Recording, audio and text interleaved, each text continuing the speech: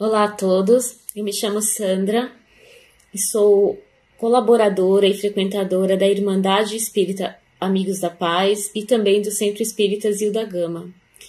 Estou aqui hoje em nome da USE Distrital Santo Amaro para mais 1 Minuto de Evangelho.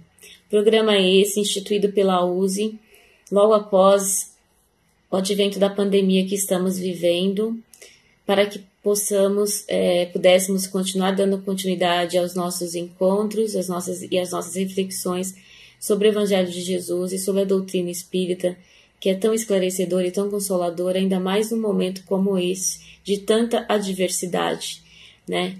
Enfim, então, feitas essas considerações, vamos primeiramente fazer uma breve vibração, pedindo para que possamos elevar o nosso pensamento a Deus e a Jesus, pedindo o concurso, a presença em nossa vida, agora e sempre,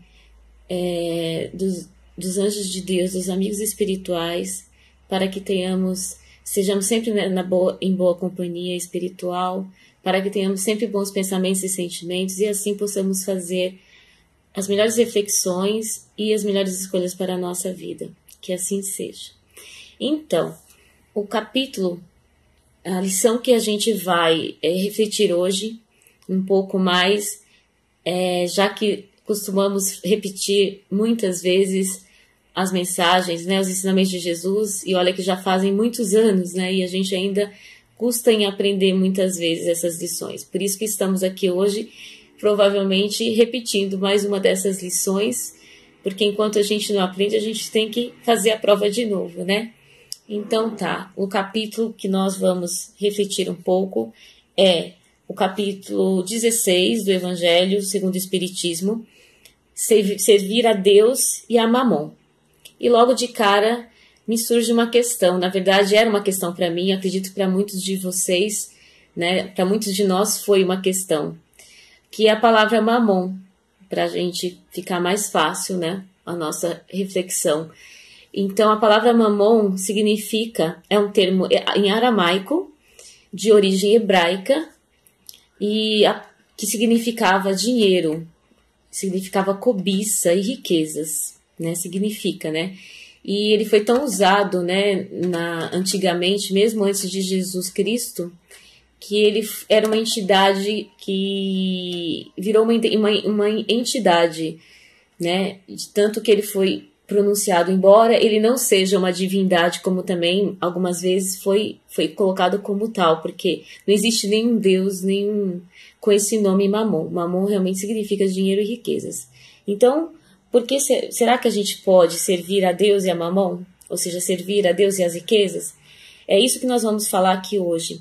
Nós vamos falar só dos 7 primeiros itens desse capítulo, porque é um capítulo grande, com muitas passagens, muitos ensinamentos, e não teríamos tempo para falar sobre tudo isso, e também não é interessante, talvez, porque para a gente fazer com qualidade, com profundidade. Aliás, todas as passagens, ou seja, as lições de Jesus e as suas parábolas, têm muita profundidade, embora Jesus falasse, às vezes, de uma forma muito simples, né, inclusive usando figuras da época, né, mensagens figuradas, né, ou metáforas, para que causar curiosidade ou questionamento por parte dos seus ouvintes, né, dos seus discípulos, realmente para aguçar a sua interpretação. Por isso também contava muitas histórias, né, acerca dessas parábolas, para explicar o sentido dessas parábolas.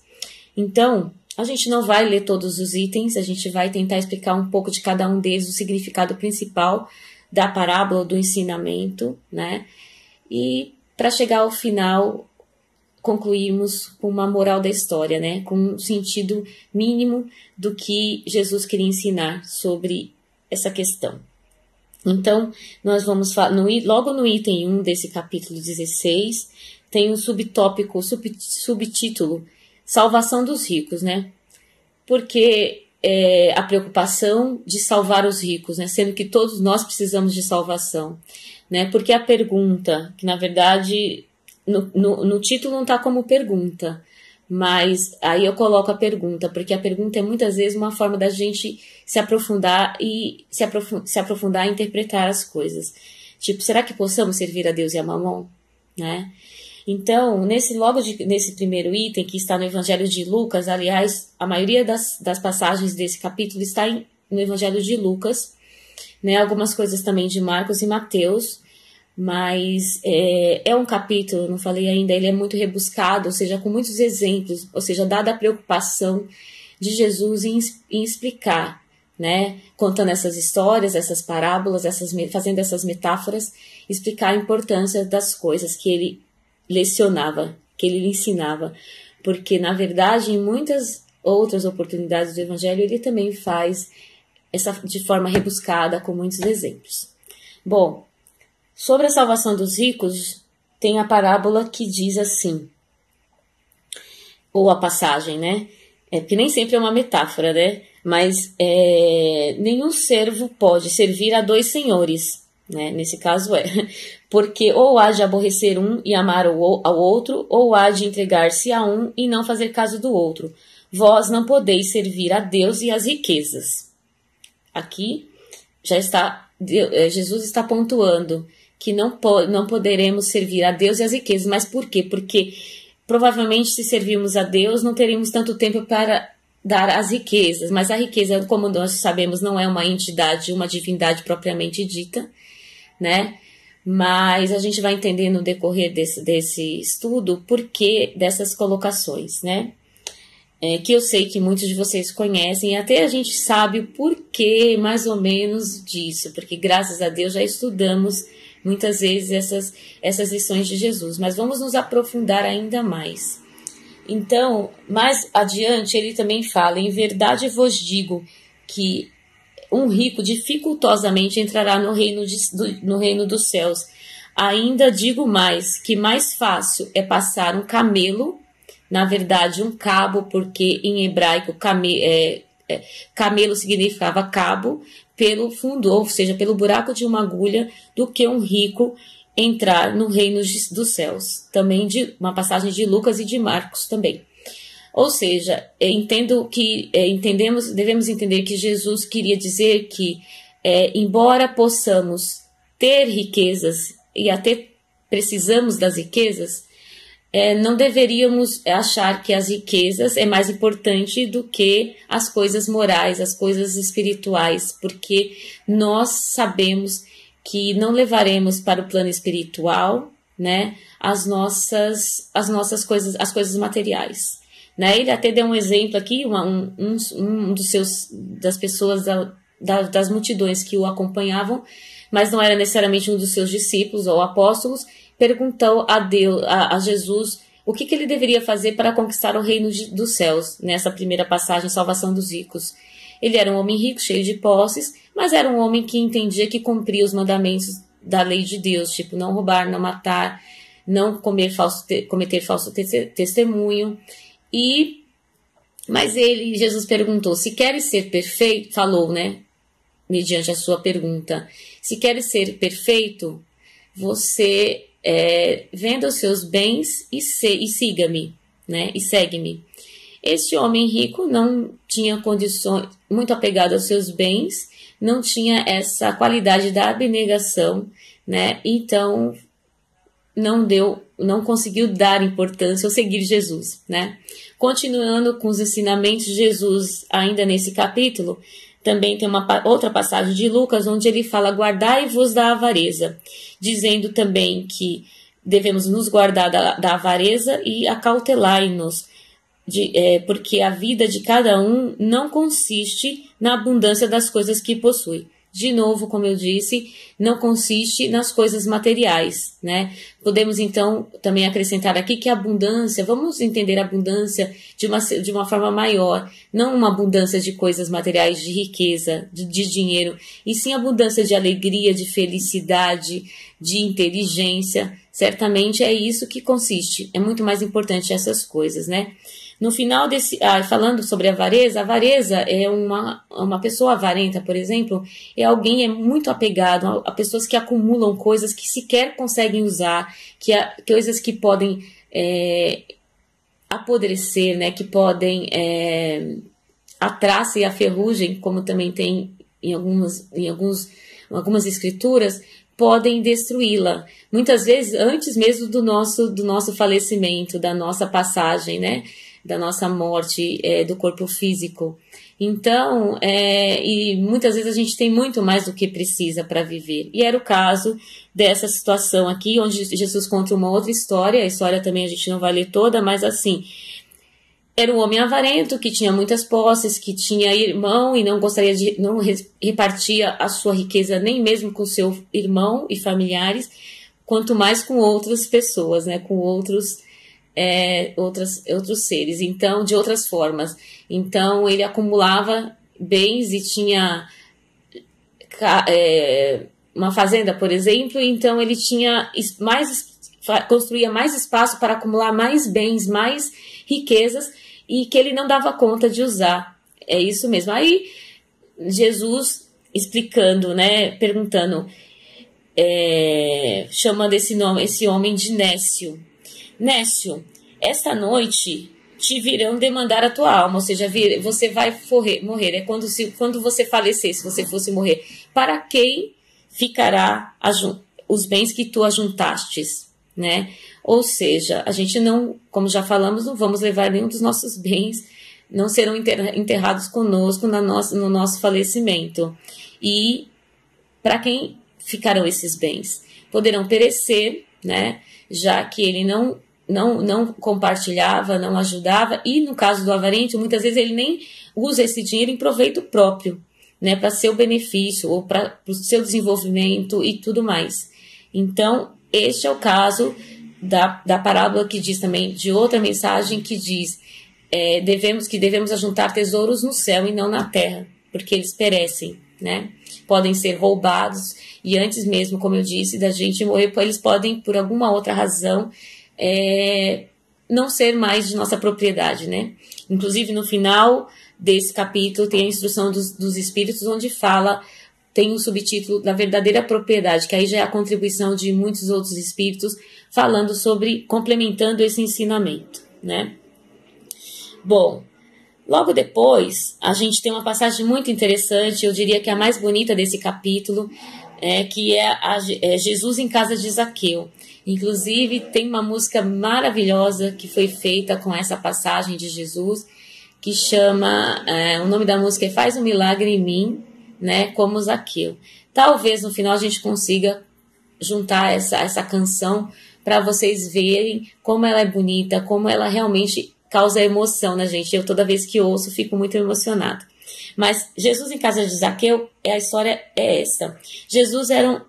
Zaqueu era um publicano, cobrador de impostos, né, na antiguidade, alguma coisa tal como os políticos da nossa época agora, que faziam as leis e cobravam impostos, enriqueceu, né, por conta desse trabalho, né, ou dessa política, ou desse trabalho, né, ele era cobrador de impostos. Então, ele era tido como um homem pecador. Só que nessa ocasião, Jesus passaria por Jericó, onde morava Zaqueu. E Zaqueu, já sabendo, né, das mensagens de Jesus, já conhecendo, né, coisas sobre Jesus, não o conhecia. Sabendo que Jesus passaria por lá, queria conhecer Jesus, queria ver Jesus. E ele era muito pequeno de estatura. Então ele subiu no alto de uma árvore para ver Jesus no meio da multidão. E de uma forma muito surpreendente, Jesus, olhando para o alto, viu logo Zaqueu e chamou Zaqueu pelo nome e pediu para que ele descesse, falando que teria que ir na casa dele naquele dia, para que ele fosse recebido que Jesus fosse recebido na casa dele. Zaqueu, obviamente, surpreso, desceu rapidamente para estar com Jesus, receber Jesus em sua casa. Nessa ocasião, outras pessoas, né, criticaram essa ação de Jesus. Por que Jesus, um homem santo, né, que era seguido por tantos pobres, né, por tantas pessoas de todos os tipos, inclusive costumamos dizer que Jesus não fazia distinção de pessoas, Jesus acolhia todos, desde as pessoas, ladrões, criminosos, prostitutas, né, a gente tem sempre que entender, como eu falei no início, que o significado das parábolas de Jesus é muito profundo. A gente precisa refletir muito para entender, inclusive complementar com os outros ensinamentos para que aquilo fique mais verdadeiro e fique mais perceptível para nós. Bom, não é à toa que estamos estudamos Jesus há mais de 2000 anos e ainda, infelizmente, não entendemos completamente. Bom, então, Jesus em casa de Zaqueu, Zaqueu recebendo Jesus em sua casa, falou que estava disposto, logo de cara, que estava disposto a vender metade dos seus bens, da sua riqueza, para doar aos pobres e também para compensar ou pagar quadruplicadamente as pessoas que ele poderia ter prejudicado nesta vida. Então, Jesus já sabia disso tudo, né? Jesus já sabia de tudo, né? Mesmo antes de encarnar na Terra, nós sabemos disso. Ele conhecia Zaqueu, olha que engraçado, né? Então, engraçado para mim, né? Que sou uma pequenina aqui estudando sobre essas coisas. Mas é uma forma carinhosa de falar. Então, Jesus disse nessa ocasião que um homem tinha sido salvo, né? Exatamente assim. Jesus disse, hoje entrou a salvação nesta casa, porque este homem é filho de Abraão. Abraão era uma divindade para os hebreus, né, na antiguidade, muito antes de Cristo. Né, e Jesus também falava que ele não tinha vindo destruir a lei, ele veio dar prosseguimento, continuidade. Então, porque o filho do homem veio buscar e salvar o que tinha perecido, por isso que Jesus foi ter na casa de Zaqueu. E muitas pessoas não entenderam, porque Zaqueu era tido como um pecador, mas Zaqueu estava arrependido. Em vida, Zaqueu, provavelmente por não estar encontrando mais tanta felicidade no acúmulo de riquezas, queria repartir os seus bens de uma forma correta, repor os seus erros, né? Recompensar os seus erros. Então, nós temos cada um nosso tempo, nosso livre-arbítrio. Por isso que essa passagem é muito bonita. Bom, dando continuidade ainda dentro desse capítulo, temos a parábola do mal rico, que é uma outra passagem, uma outra parábola onde Jesus fala, isso é uma lição um pouco mais simples do ponto de vista da parábola, mas muito profunda, né? Mas, como eu disse, mais um exemplo dada a importância desse tema, né? Servir a Deus e as riquezas, podemos? Primeiramente, não. Mas a gente precisa também do dinheiro. Então, vamos entender melhor isso. Então, esse homem rico, diferente do homem avarento, ele era um homem que se vestia de púrpura, tinha uma casa suntuosa, fazia banquetes, recebia os seus familiares, seus compatriotas, né, provavelmente outras pessoas de grandes posses, né, como a gente vê ainda nos dias de hoje. Nenhum problema nisso? Talvez não. Mas qual foi o grande problema? No exemplo de Jesus, tinha um mendigo aos arredores dessa história, nessa casa, que ficava esperando ali esmolas, né, que seja comida ou água, e nem isso ele tinha, porque essa casa não saía, não fazia a caridade, né, para com os pobres, e muito menos com esse mendigo que estava ao redor da sua casa. Provavelmente isso muito acontecia, era os cachorros, na história aqui conta que os cachorros lambiam as feridas de Lázaro, que era o mendigo que estava na porta desse mal rico. E esse homem rico e mau, porque não fazia caridade, ele veio a falecer. Lázaro também faleceu, né? E chegando na espiritualidade, no reino dos céus, quer dizer, Lázaro estava sendo cuidado por Abraão e acolhido, né? Enquanto que o homem rico estava, como se diz, né? Estava no fogo do inferno, né? Sentindo sentindo a quentura, sentindo sede e pedindo ajuda para Abraão. E Abraão respondeu e pedindo ajuda e falando, fazendo exemplo na história, que Lázaro que Abraão mandasse Lázaro levar água para ele, porque ele estava com sede. Abraão disse a ele que não era possível, porque afinal de contas ele tinha tudo e Lázaro não tinha nada, e ele não dava nada para Lázaro, então agora ele estava cuidando de Lázaro. Então esse homem, entendendo que ele tinha cometido, estava se arrependendo de não ter feito o bem, então ele continuou insistindo e pedindo para Abraão que pelo menos fosse mandasse para os seus irmãos, o conhecimento para os seus irmãos através de um dos seus mortos, né? E Abraão respondeu para que eles não passassem pelo que ele estava passando ali agora, para que eles pudessem se arrepender antes e fazer penitência, como diz aqui na história. E Abraão disse que ele já tinha, que os seus irmãos tinham os Moisés e os profetas, que não precisaria de mandar um dos mortos para persuadi-lo, até porque Jesus, no caso Abraão, entendia que não ia adiantar, porque nós temos o nosso livre-arbítrio e temos que aprender, né, no curso das coisas, né? Enfim, então, a passagem, como eu falei, é simples. Ele diz assim: se eles não dão ouvidos a Moisés e aos profetas, tampouco deixarão persuadir, ainda que ressuscite alguns dos mortos, porque nós realmente temos tantas provas, tantos ensinamentos, e a gente custa aprender. Foi nesse sentido que essa passagem orientava. Bom, mas dando continuidade ao estudo desse capítulo, nós temos também, logo na sequência, a parábola dos talentos. Essa parábola é muito interessante porque ela começa a falar da utilidade providencial da fortuna, que é o nosso intuito de hoje, né? Concluir com esse intuito, né?